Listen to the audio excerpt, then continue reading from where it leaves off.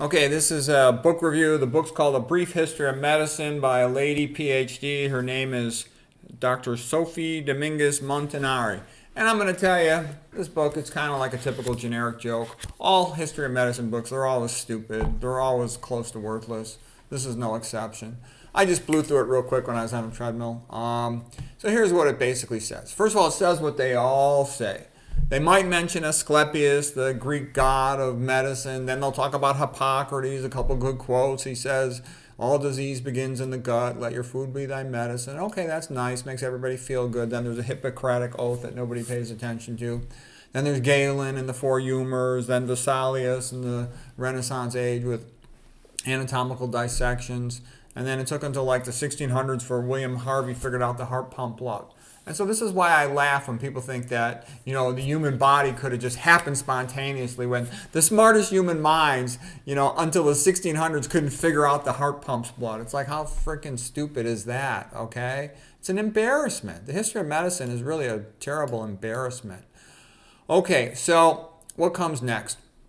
This isn't always an exact chronological order. The microscope is invented, then they started figuring out there's little things moving around. They called them little animalcules. Then they realized later on they're bacteria. Louis Pasteur did some microbiology work, and so did Robert Koch. And there's all that stuff about pasteurization and all that business. And then there's terrain theory and all that business. Okay, what else? In the 1700s, it's still magic potion and leeches. Therapeutic phlebotomy. 1800s, same thing, magic potions, leeches, and mercury, quacksalver, okay? Around the 1900s, Sigmund Freud and psychoanalysis, which is all nonsense. Psychoanalysis is complete nonsense, okay? He just made all this stuff up.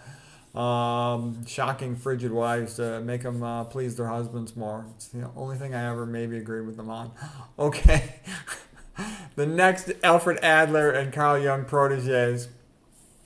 Their psychology is a little bit better, but psychology is still a joke compared to the psychology of Christianity. But, I like the Alfred Adler's inferiority principle.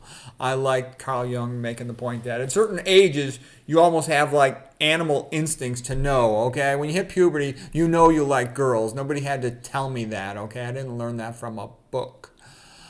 Okay, let's see, what else? Then we move on to the starting to talk about surgical techniques like in the 1800s, better sterilization of the skin. Semmelweis figured out in the OB obstetric wards you got to wash your hands and you cause a lot less infections that way with maternal deliveries. They gradually figured out anesthesiology from drinking some alcohol, biting on something to chloroform, and then later anesthetics. But anesthesiology is still dangerous. When they put you under general anesthesiology, you're kind of wiping out mitochondrial function for a while, which is kind of a scary thing to do in my opinion.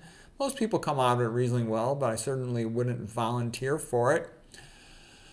Okay, then antibiotics came along. Alexander Fleming, the Scottish microbiologist, discovery of penicillin, Banting's discovery of insulin, and they came up with L-Dopa for Parkinson's, thyroid. So when you replace something that's normal in the body, you get relatively good results, much better than you do with these other drugs that try to. Most drugs are poisons, basically try to poison an enzyme system.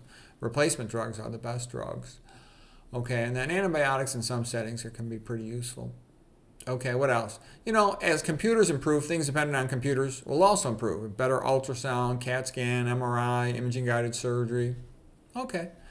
These are all what I would call small micro improvements or analog improvements. Same thing, better pathology staining. Most biopsy specimens are now adequate. I've done thousands of biopsies, so I can tell you. I used to have to do all these 18-gauge core biopsies to make pathology happy. My joke with pathology is their theme song is Billy Idol's More, More, More. They always want more, okay? The joke theme song for diagnostic radiology is Hotel California. You can check in, but you can never really leave because they always want to follow up, okay?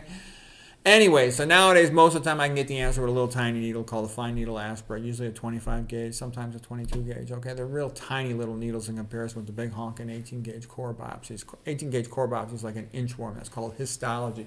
You can see all the cells together at once in the context of the shapes they form, rather than cytology, which is individual cells used to diagnose a tumor, for example. Okay, and then the other thing, the big thing nowadays is all this hyped BS. Oh, evidence-based medicine. When somebody from conventional medicine tells you evidence-based medicine, the proper response is to laugh in their face, okay?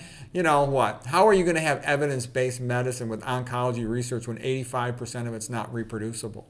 Okay, that's BS-based medicine. Then they're going to talk about genetic medicine, genetic testing, precision medicine, stem cell medicine. This is all BS. Maybe something will eventually come out of it, but it's all horseshit, okay? The patients, almost all of them have the same disease, and it's got nothing to do with genetics. They eat high-fat diets, causing them to often be obese, but even if they're not obese, hypertensive, pre-diabetic, diabetic, leading to atherosclerosis. Atherosclerosis plugging up arteries everywhere. In the heart, in the brain, in the eyes, in the ears, in the Johnson, in the spine, you name it, okay? That's where it's at, okay? And then there's entire fields of medicine nowadays that are completely fake, like psychiatry. All their drugs cause a lobotomy. You know, it's stupid, all right? And then all this other BS, you know, they all the organized medicine hides behind lies like, oh, yeah, give amphetamines to children for attention deficit. That's insane. Oh, it's okay to castrate children. Just call it gender affirming. You can make up a euphemism for anything and justify it, okay? It's ridiculous, okay? There was a Nobel Prize awarded for the great benefits of doing lobotomies, cutting out people's brains, okay? It's insane. It's insane, really. It's insane. It's not like reasonable. It's insane. It's a joke. It's a disgrace. Okay, and then there's, of course, you know, in the 1900s, a bazillion more drugs, and they keep coming out every year. More stents, laparoscopic surgery. Now, stents, laparoscopic surgery, transplant surgery, you know, they can be very helpful for a few rare individuals. Cabbage usually is a waste of time. Valve replacements sometimes can be really helpful, but they're not a walk in the park. I've seen plenty of valve replacements where the patient has strokes. But don't get me wrong, they can work pretty well for some patients. Okay, these are still analog, small micro improvements in the overall health of a population. In reality, you think about people dying in the 1800s and early 1900s, and you think of infection, okay? But most infection has been solved, especially by improved sanitation, less overcrowding, avoidance of malnutrition, awareness of some benefits about get sunshine. We learned something from Semmelweis, like I talked about, wash your hands, from Florence Nightingale, open the window, get some sunshine. We got indoor heating, indoor plumbing. These are all big benefits. Most disease in the modern world is just a dietary toxicology problem. High-fat animal food, processed food diets, toxins in the tap water like F- and Al, amalgams and Hg. Okay, like I said, almost all the patients have the same disease. There's also the abdominal pressure syndromes from lack of dietary fiber, constipation, hemorrhoids, diverticulosis, diverticulitis, increasing the risk of, all that increases the risk of colon cancer too. All the cancers are increased by the same thing because they all cause tissue hypoxia. The hypertension, the diabetes leading to atherosclerosis leading to tissue hypoxia, the inflammation, abdominal pressure syndrome, for example, with gastroesophageal reflux disease, subsequent hot disease, cold disease, inflammation, chronic inflammation, scarring, fibrosis, trapping cells far from capillaries, hypoxia, cancer, mitochondrial dysfunction. Okay, well, also of interest, so this is a so-called history of medicine, and there's not a single word about the people who did the most to improve outcomes, potentially. Pritikin, McDougall, Swank, Sloop, William C. Roberts, Richard Moore, Esselstyn Campbell, Dr. Day, Dr. Shulman, Gerald Shulman, etc. Benefits of sun, sleep, exercise. None of that stuff's talked about at all. It's never in any of the medical history book. It's never in any of the conventional books. Any of the real people who did great things. And look, all you got to do is eat low-fat vegan, and you don't get these diseases.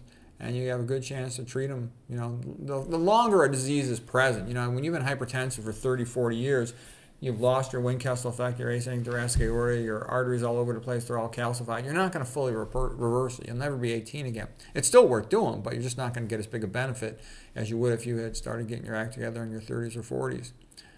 So anyways, people who eat low-fat vegan, low-sodium diet, they still need a doctor occasionally. They still like to check their cholesterol levels, serum ferritin, vitamin B12 level, but they really don't need the medical system that much. So anyways, that's the real history of medicine. Hope you found that helpful.